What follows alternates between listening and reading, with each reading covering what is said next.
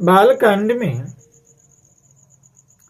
माता पार्वती शिव जी के साथ कैलाश पर विराजमान है और फिर ये प्रश्न कर रहे हैं कि राम जी यदि वे राजपुत्र हैं तो फिर ब्रह्म कैसे हो गए, और यदि ब्रह्म है तो फिर स्त्री के विरह में उनकी मति इतनी धार्मिक, इतने व्यग्र, बावली, व्याकुल कैसे हो गई, जो इधर उनके ऐसे चरित्र देखकर और उधर उनकी महिमा सुनकर समझ में नहीं आ रहा है कि एक तरफ ब्रह्म और ब्रह्म भी कहीं अपनी पत्नी के वियोग में दर दर भटक रहे हैं।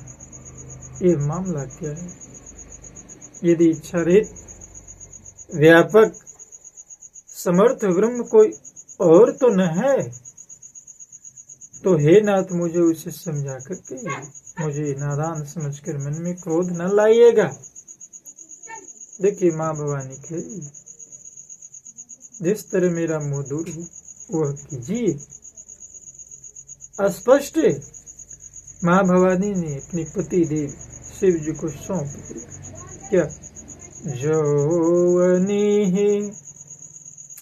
व्यापक विभु कोई अकहु बुझाई नाथ मोह सो अगे जानी ऋषे उर्जे निधरहु अजेहि विधि मोहे मिटे सोई करहु जेहि विधि मोहे। इस प्रकार माँ भवानी कह रही है कि जैसे भी हो वे, जिस एन केन प्रकार जैसे भी हो, मेरी अज्ञानता को आप दूर कीजिए। कथा विचित्र है।